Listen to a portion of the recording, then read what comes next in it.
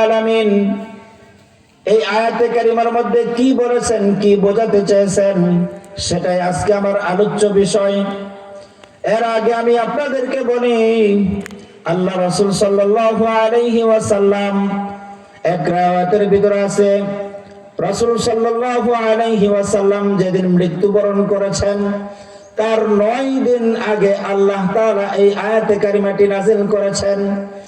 আবার আল্লামা মুফতি শফি রহমতুল্লাহি আলাইহি মারিফুল কোরআনের লেখক, উনি বলেন আল্লাহ রাসূল সাল্লাল্লাহু আলাইহি ওয়াসাল্লামের মৃত্যুর 31 দিন অর্থাৎ 1 মাস 1 দিন আগে আল্লাহ নাযিল করেছেন। আল্লাহ রাব্বুল আলামিন এই আয়াতে কারিমার মধ্যে বলেন, ওয়াত্তাকু ইয়াওমান তুরজাউনা ফীহি ইলাল্লাহ সুম্মা তুওয়াফফা কুল্লু নাফসিন মা কাসাবাত ওয়া হুম লা ইউজলামুন। আল্লাহ বলেন, ওয়াত্তাকু ইয়াওমান, ওই দিনকে ভয় করো, তুরজাউনা ফীহি ইলাল্লাহ, যেদিন তোমাদেরকে আল্লাহ রাব্বুল আলামিনের কাছে ফিরে যেতে হবে। সুম্মা তুওয়াফফা কুল্লু নাফসিন মা কাসাবাত, এবং তোমাদের সমস্ত হিসাবগুলি তোমরা দুনিয়ায় থাকাকালীন যে যে আমল করেছ তোমাদের সমস্ত হিসাবগুলি আল্লাহ তাআলা সেদিন চুকে দিবেন, বুঝিয়ে দিবেন। তারপরের অংশে আল্লাহ রাব্বুল আলামিন বলেন, ওয়া হুম লা ইউজলামুন, সেই দিন আমি আল্লাহ কারো প্রতি কোনো প্রকারের জুলুম করব না। আল্লাহ তাআলা আমরা দুনিয়াতে যে সমস্ত আমলই করি না কেন, ভালো আমল করলেও সেটাই আল্লাহ লিপিবদ্ধ করেন, আবার মন্দ কোনো আমল যদি করি সেটাও আল্লাহ রাব্বুল আলামিন আমাদের জন্য লিপিবদ্ধ করে রাখেন। কাল হাসরের ময়দানে যখন মানুষজন হাসরের ময়দানে উপস্থিত হয়ে যাবে, তাদের আমল নামাটা যখন তাদের হাতে দিয়ে দেওয়া হবে, তখন আল্লাহ রাব্বুল আলামিনের কাছে যারা পাপী বান্দা, অপরাধী বান্দা, তারা বলবেন, মা লিহাযাল কিতাব লা ইউগাদিরু সাগীরাতাও ওয়ালা কাবীরাতান ইল্লা আহসাহা। মা লিহাযাল কিতাব, এটা কেমন কিতাব? লা ইউগাদিরু সাগীরাতান ওয়ালা কাবীরা, আমরা দুনিয়ায় থাকাকালীন ছোট্ট থেকে ছোট্ট একটা গুনাহ করেছি, বড় ধরনের গুনাহ করেছি, ছোট গুনাহ আজকে লিপিবদ্ধ, বড় গুনাহ আজকে লিপিবদ্ধ, এই কেমন আমলনামা আমাদের হাতে তুললো। সেদিন মানুষ আফসোস করতে থাকবে, সেই দিনের আফসোস আর কোনো কাজে আসবে না, কোনো কাজে আসবে না। এই জন্য আল্লাহ রাব্বুল আলামিন বলেন, ওয়াত্তাকু ইয়াওমান, ও আমার বান্দা বান্দিরা, তোমরা সেই দিনকে ভয় করো, তুরজাউনা ফীহি ইলাল্লাহ, যেদিন তোমাদেরকে আল্লাহ রাব্বুল আলামিনের কাঠগড়ায় দাঁড় করানো হবে। যেদিন আল্লাহ তাআলা আপনাকে আমাকে কাল হাসরের মাঠে উপস্থিত করবেন, সেই সময়টা কেমন ভয়াবহ হবে, সেই সময়ের কথা আল্লাহ তাআলা আমাদেরকে ভয় করতে বলছেন।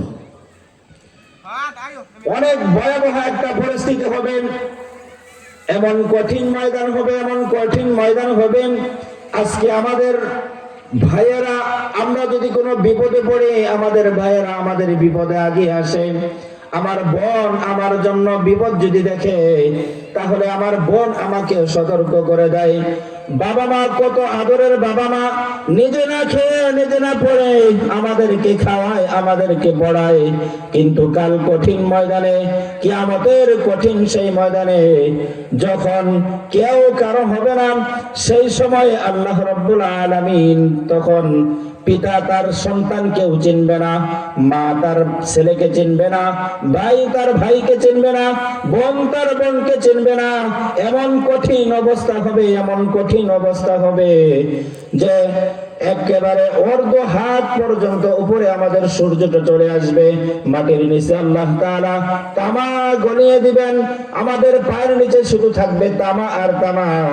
আমরা কাল কঠিন কিয়ামতের ময়দানে এমন অবস্থায় দাঁড়াবো, আমাদের মাথার মগজগুলি বাতের মারের মতো উতলাতে থাকবে। নাউজুবিল্লাহ মিন যালিক। সেই দিনটা কেমন কঠিন দিন হবে।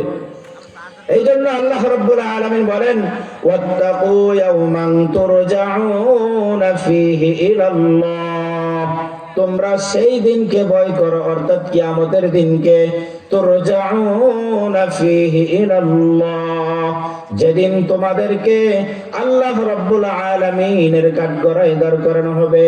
সুম্মা তুওয়াফফা কুল্লু নাফসিম মা কাসাবাত, এবং তোমাদের সব হিসাবগুলি আল্লাহ তাআলার কাছে দিতে হবে। ওয়াহুম লা ইউজলামুন, আল্লাহ তাআলা কারো প্রতি জুলুম করবে না। বলেন তো দেখি, আল্লাহ কারো প্রতি জুলুম করবেন? কারো প্রতি জুলুম করবেন না। আমার যতটুকু নেকি অর্জন করেছি আমি পুঙ্খানু নেকি আল্লাহ তাআলা আমাদেরকে ওই দিন দিয়ে দিবেন। এই জন্য ওই দিন এমন একটা অবস্থা হবে, বলে যে আল্লাহ রাব্বুল আলামিন সূরা হামিম সাজদার মধ্যে বলেন, ইয়াউমা ইউহশারু আ'দাউল্লাহি ইলান নার ফাহুম ইউজাউন। ইয়াউমা ইউহশারু, সেদিন এমন অবস্থা হবে, সেই দিনকে স্মরণ করো। ইউহশারু আ'দাউল্লাহ, যেদিন আল্লাহ রাব্বুল আলামিন তার শত্রুদেরকে একত্রিত করবেন, ইলান নার, জাহান্নামের কিনারায়, ফাহুম ইউজাউন, তখন আল্লাহ রাব্বুল আলামিন তাদের সবাইকে দলে দলে বিভক্ত করে দিবেন। সেই দিন তাদের অবস্থাটা এমন হবে, তাদের হাত পা সাক্ষ্য দিবে তাদের বিরুদ্ধে সে কি কর্ম করেছে। তার হাত তার পা সাক্ষ্য দিবে, তার জবানটাকে আল্লাহ রাব্বুল আলামিন বন্ধ করে দিবেন। আল্লাহ রাব্বুল আলামিন সূরা হামিমের অন্য আয়াতে কারিমার ভিতরে বলেন, হাত্তা ইযা মা জাউহা শাহিদা আলাইহিম সামউহুম ওয়া আবসারুহুম ওয়া জুলুদুহুম বিমা কানু ইয়ামালুন। হাত্তা, অতঃপর, ইযা জাউহা, যখন তাদেরকে জাহান্নামের কিনারায় নিয়ে যাওয়া হবে, শাহিদা আলাইহিম সামউহুম, তখন তাদের চক্ষু তাদের বিরুদ্ধে সাক্ষ্য দিবে। বলেন তো কিসে সাক্ষ্য দিবে? চক্ষু সাক্ষ্য দিবে। জবানকে আল্লাহ বন্ধ করে দিবেন, চক্ষু ওই দিন সাক্ষ্য দিবে। ওয়াসামউহুম ওয়া আবসারুহুম, তাদের কান তাদের বিরুদ্ধে সাক্ষ্য দিবে। ওয়াসামউহুম ওয়া আবসারুহুম ওয়া জুলুদুহুম, এবং তাদের যে চামড়া আছে এই চামড়াটাও কাল কিয়ামতের কঠিন ময়দানে সাক্ষ্য দিবে। বিমা কানু ইয়াকসিবুন, বলে যে তুমি যদি গুনাহের রাস্তায় তোমার পা দিয়ে হেঁটে যাও, ওই পা কাল কিয়ামতের ময়দানে তোমার বিরুদ্ধে সাক্ষ্য দিবে, বলবে যে আল্লাহ তুমি আমাকে তোমার এই বান্দার ভিতরে ফিট করে দিয়েছিলে, তোমার বান্দা পা দ্বারা হেঁটে হেঁটে আমাকে নিয়ে গুনার কাজে করতে গিয়েছিল। চোখ সাক্ষ্য দিবেন, কান সাক্ষ্য দিবে, বলবে যে এই কান দ্বারা এই বান্দা নাফরমান বান্দা, এই নাফরমান বান্দাটা কান দ্বারা গান বাজনা শুনতো, চোখ দ্বারা বেগানা নারীর দিকে তাকাইতো, তার দিলের ভিতরে এই তামান্না ছিল এই মেয়েটা কেমন সুন্দর। নাউজুবিল্লাহ। এইভাবে যখন সাক্ষ্য দেবে, তখন জাহান্নামীরা বলবেন, وقالوا لجلودهم لما شهدتم علينا, জাহান্নামীরা বলবে, লিমা শাহিদতুম আলাইনা, তোমরা আমাদের বিরুদ্ধে কেন সাক্ষ্য দিলে? জাহান্নামীদের এই কথার জবাবে তাদের হাত তাদের পা তাদের চামড়া বলবেন, وقالوا لجلودهم لما شهدتم علينا قالوا أنطقنا الله الذي أنطق كل شيء, বলে যে কলু আনতাকানা আল্লাহ, আল্লাহ তাআলা আমাদেরকে বাক শক্তি দান করেছেন, আল্লাহ তাআলা আমাদেরকে কথা বলার শক্তি দান করেছেন। আল্লাযী আনতাকানা আল্লাহ, যিনি এমনই ভাবে দুনিয়ার মধ্যে মানুষদেরকে কথা বলার শক্তি দিয়েছিলেন এবং বিভিন্ন প্রাণী, সমস্ত প্রাণীদেরকে আল্লাহ একটা ভাষা দান করেছিলেন, এইরকম ভাবে আজকে আমাদেরকে আল্লাহ রাব্বুল আলামিন বলার ভাষা তৈরি করে দিয়েছেন। সুবহানাল্লাহ। চিন্তা করে দেখেন মুহতারাম হাজিরিন, সেই দিন কত ভয়াবহ একটা অবস্থা হবে। কত ভয়াবহ অবস্থা হবে যেদিন আমাদের হাত, আমাদের পা, আমাদের কান, আমাদের চক্ষু, আমাদের চামড়া আমাদের বিরুদ্ধে সাক্ষ্য দেবে। সেই দিন আমাদের আর উপায় থাকবে না, ঠিক কিনা? আল্লাহ রাব্বুল আলামিন আমাদের অঙ্গ প্রত্যঙ্গ গুলো যেন আমাদের পক্ষে সাক্ষী দিয়ে আমাদেরকে জান্নাতি বানিয়ে দেয়। সকলে বলি আমিন। তো মুহতারাম হাজির, আমরা তো মরবই, এর মধ্যে কোনো সন্দেহ নাই। সন্দেহ আছে? কোনো সন্দেহ নাই। আমরা যে মরবো এর মধ্যে কোনো সন্দেহ নাই। কিন্তু আমরা কি নিয়ে মরবো? কি নিয়ে মরবো? কি আছে আমাদের অর্জনে? আমি আজকে আপনাদের সামনে এমন দুইটা আমলের কথা বলবো, যে আমল দুইটা করলে পরে আপনার আমার আমল নামায় আল্লাহ রাব্বুল আলামিন একটা আমলের বদৌলতে একটা বালাখানা আল্লাহ তৈরি করে দিবেন। আর আমরা একটা জিনিস কিন্তু সবাই চাই, কোনটা?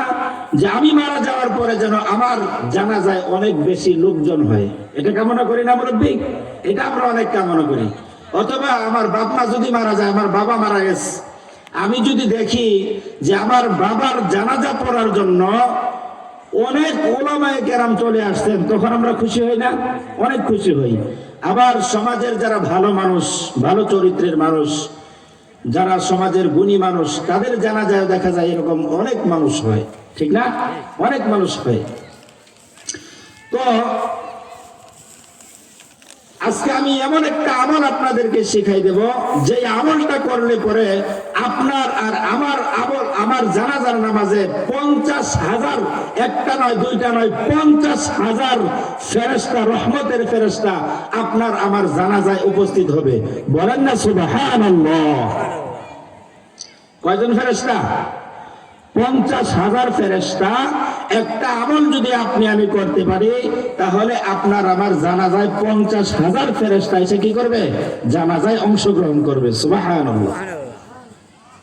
আমলটা কি? আমলটা শোনার আগে আমরা এই আমলের একটা প্রেক্ষাপট আছে, সেই প্রেক্ষাপটটা শুনি। আল্লাহ রাসূল সাল্লাল্লাহু আলাইহি ওয়াসাল্লাম মুতার যুদ্ধ থেকে ফিরেছেন বাড়িতে। কোন যুদ্ধ? মুতার যুদ্ধ থেকে আল্লাহ রাসূল সাল্লাল্লাহু আলাইহি ওয়াসাল্লাম বাড়িতে ফিরছেন। যুদ্ধ থেকে ফেরার পর আল্লাহ রাসূল সাল্লাল্লাহু আলাইহি ওয়াসাল্লাম তাহার লৌহ বর্মগুলা খুলতেছেন। এই মুহূর্তে হযরতে জিবরাইল আলাইহিস সালাতু ওয়াস সালাম এসে উপস্থিত। বলে যে ইয়া রাসূলুল্লাহ, ইয়া হাবিবাল্লাহ, আপনি লৌহ বর্মগুলো খুলতে পারবেন না। বলে যে কেন? বলে যে তাবুক ময়দান পর্যন্ত রোমান সৈনিকেরা আপনাদের বিরুদ্ধে যুদ্ধ করার জন্য চলে আসছে। সাহাবায়ে কেরাম ক্ষুধার্ত, আল্লাহ রাসূল সাল্লাল্লাহু আলাইহি ওয়াসাল্লাম নিজেও ক্ষুধার্ত, কয়েকদিন যুদ্ধ করে বাড়িতে ফিরছেন। কিন্তু জিবরাইল সংবাদ নিয়ে আসছেন, এই মুহূর্তে যুদ্ধের পোশাক খোলা যাবে না, যুদ্ধের পোশাক সহ আবার তাবুকের ময়দানে যেতে হবে। বলেন আল্লাহু আকবার। আল্লাহ রাসূল সাল্লাল্লাহু আলাইহি ওয়াসাল্লামের সংবাদ পেন সাহাবায়ে কেরামদেরকে বললেন, ও আমার সাহাবীরা রে, লৌহ বর্ম আর খোলা যাবে না, আর খোলা যাবে না। আল্লাহ রাসূল সাল্লাল্লাহু আলাইহি ওয়াসাল্লাম এই ঘোষণা যখন দিলেন, জিবরাইল এই ঘোষণা দেওয়ার পরে আল্লাহ রাসূল সাল্লাল্লাহু আলাইহি ওয়াসাল্লাম সাহাবায়ে কেরামদেরকে নিয়ে তাবুকের ময়দানের দিকে রওনা হয়ে গেলেন। রওনা হয়ে যাওয়ার পর হযরতে আলী রাদিয়াল্লাহু তাআলা আনহুকে বললেন, ওগো আলী, তুমি যাও, আগে তাবুকের ময়দানটা পর্যবেক্ষণ করে আসো, দেখো কি অবস্থা। হযরতে আলী রাদিয়াল্লাহু তাআলা আনহু যখন তাবুকের ময়দানে গেলেন, তাবুকের ময়দানে যাইয়া রোমান সৈনিক 40,000 সৈনিক, তাদের মধ্যে একটা বক্তব্য দিলেন। এক বক্তব্য শুনে রোমান সৈনিক 40,000 সৈনিক প্রত্যেকেই পলায়ন করতে বাধ্য হয়ে গেল। আল্লাহু আকবার। 40,000 সৈনিক হযরত আলী রাদিয়াল্লাহু তাআলা আনহুর বক্তব্য শুনে পলাই গেছে। এবার আল্লাহ রাসূল সাল্লাল্লাহু আলাইহি ওয়াসাল্লাম হযরত জিবরাইল আলাইহিস সালামকে তালাশ করতেছেন। বলে যে জিবরাইল কোথায় গেল? কারণ জিবরাইল তো এই যুদ্ধের সংবাদটা দিয়েছেন। জিবরাইল কি করছেন? যুদ্ধের সংবাদ দিয়েছেন। এখন জিবরাইলকে না বলে তো আর আল্লাহ রাসূল বাড়িতে যেতে পারেন না। এই জন্য উনি আল্লাহ রাসূল সাল্লাল্লাহু আলাইহি ওয়াসাল্লাম জিবরাইল আলাইহিস সালাতু ওয়াস সালামকে তালাশ করতেছেন। কিছুক্ষণের মধ্যেই দেখেন জিবরাইল পাহাড়ের চূড়ায় দাঁড়ানো। বলে যে ইয়া জিবরাইল এখন আমরা চলে যাই। বলে যে না, যাওয়া যাবে না। বলে কেন যাওয়া যাবে না? বলে যে এক সাহাবীর জানাজা পড়তে হবে, আর ওই জানাজার দাফন কাফনের ব্যবস্থা আপনি নিজে করবেন এবং জানাজাও আপনি নিজে পড়াবেন। বলে যে সাহাবায়ে কেরামকে সহ নিয়ে চলেন। বলে যে আমি সাহাবাদের কেরামকে নিয়ে যাব। আর কাকে নিয়ে যাব? বলে যে আপনি চলেন, আপনার সাথে আমি জিবরাইলও যাব। বলে যে আমি জিবরাইল না, আসমান থেকে 50,000 ফেরেশতা, রহমতের ফেরেশতাও আমার সাথে আপনার সাথে জানাজায় অংশগ্রহণ করবে। সুবহানাল্লাহ। কতজন? 50,000। কতজন? 50,000 ফেরেশতা, রহমতের ফেরেশতা কি করবেন? জানাজায় অংশগ্রহণ করবেন। আল্লাহ রাসূল সাল্লাল্লাহু আলাইহি ওয়াসাল্লাম চলে গেলেন জানাজা অংশগ্রহণ করার জন্য। ওই সাহাবীকে দাফন করাইলেন, তারপরে কাফন করে দাফন করলেন। দাফন করার পরে আল্লাহ রাসূল সাল্লাল্লাহু আলাইহি ওয়াসাল্লাম বললেন, এবার আমি জিজ্ঞাসা করে এই সাহাবীটাকে, আর তার এত মর্যাদা কেন হইল? আমি রিজে রাসূল আসলাম, আমার সাহাবায়ে কেরাম আসলো, জিবরাইল ফেরেশতাও আসলো, এবং আসমান থেকে 50,000 ফেরেশতাও কেন আসলো? দেখি তার কি আমল। আল্লাহ রাসূল সাল্লাল্লাহু আলাইহি ওয়াসাল্লাম জিবরাইলকে জিজ্ঞাসা করলেন, ও জিবরাইল, এই ব্যক্তিটাকে? বলে যে কেউ আর নয়, কেউ সে হলো আপনার একজন সাহাবী আব্দুল্লাহ ইবনে মুজানি রাহমাতুল্লাহি আলাইহি। সুবহানাল্লাহ। আব্দুল্লাহ ইবনে মুজানি রাহমাতুল্লাহি আলাইহি। বলে যে তার কি এমন আমল আছে? বলে যে সে যখনই সুযোগ পাইত তখনই সূরা ইখলাস তেলাওয়াত করত। আল্লাহু আকবার। সূরা ইখলাস অনেক বড় সূরা, একেবারে ছোট সূরা, ঠিক না? কুল হুয়াল্লাহু আহাদ আল্লাহুস সামাদ লাম ইয়ালিদ ওয়া লাম ইউলাদ ওয়া লাম ইয়াকুল লাহু কুফুয়ান আহাদ। অনেক সময় লাগছে, আমি যে পড়লাম আমার অনেক সময় লাগছে? অনেক সময় লাগে নাই। কিন্তু এই সূরাটা যদি আমি বেশি পড়তে পারি, মর্যাদা কি হবে? আমি যখন মারা যাব, মারা যাওয়ার পরে আপনার আমার জানাজায় রহমতের 50,000 ফেরেশতা আল্লাহ জমিনে পাঠিয়ে দিবেন। বলেন না সুবহানাল্লাহ। এই জন্য আমরা এই সূরাটা বেশি বেশি পড়বো কিনা? আল্লাহ আমাদেরকে তৌফিক দান করেন। হাদিস শরীফের ভিতরে আল্লাহ রাসূল সাল্লাল্লাহু আলাইহি ওয়াসাল্লাম বলেন, মান ক্বারা সূরাতাল ইখলাস বানাল্লাহু লাহু বাইতান কসরান ফিল জান্নাহ। আল্লাহ রাসূল সাল্লাল্লাহু আলাইহি ওয়াসাল্লাম বলেন, আশারা মাররাতিন বানাল্লাহু লাহু কসরান ফিল জান্নাহ। মান ক্বারা সূরাতাল ইখলাস, যদি কোন ব্যক্তি সূরা ইখলাস তেলাওয়াত করে, আশারা মাররাতিন, কয়বার? 10 বার। কয়বার? 10 বার। আশারা মাররাতিন মানে কত? 10 বার। আল্লাহ রাসূল সাল্লাল্লাহু আলাইহি ওয়াসাল্লাম বলেন, মান ক্বারা সূরাতাল ইখলাস, কোন ব্যক্তি যদি সূরা ইখলাস তেলাওয়াত করে, আশারা মাররাতিন, কতবার? 10 বার। বানাল্লাহু লাহু বাইতান ফিল জান্নাহ, তাহলে আল্লাহ তাআলা তার আমলনামায়, তাহলে আল্লাহ তাআলা জান্নাতে তার জন্য একটা বালাখানা তৈরি করে দিবেন। সুবহানাল্লাহ। আমলটা সহজ না কঠিন? একেবারে সহজ। দেখেন, একটু আগে যেটা বললাম, আপনার আমার জানাজায় কতজন ফেরেশতা আসবেন? 50,000। এটা কোন কারণে আসবেন? সূরা ইখলাস পড়ার কারণে। কি কারণে? সূরা ইখলাস বেশি বেশি পাঠ করার কারণে। আবার আল্লাহ রাসূল হাদিসের মধ্যে বলছেন, মান ক্বারা সূরাতাল ইখলাস আশারা মাররাতিন, কোন ব্যক্তি যদি 10 বার সূরা ইখলাস তেলাওয়াত করে প্রতিদিন, কতবার? প্রতিদিন যদি 10 বার করে সূরা ইখলাস তেলাওয়াত করে, বানাল্লাহু লাহু বাইতান কসরান ফিল জান্নাহ, আল্লাহ তাআলা কি করবেন? জান্নাতে একটা বালাখানা তৈরি করে দিবেন। বলেন না সুবহানাল্লাহ। তাহলে আমরা কারা কারা বালাখানা চাই জান্নাতে? আল্লাহ আমাদেরকে, আমাদের হাতগুলোকে কবুল করে নিন। সকলে বলি আমিন। আমিন। সময় হয়ে গেছে আমাদের, মনে হয় না? তাহলে আল্লাহ পাক আমাদেরকে এই আমলগুলি করার তৌফিক দান করেন। সকলে বলি আমিন। আখির দাওয়ানা আলহামদুলিল্লাহি রাব্বিল আলামিন।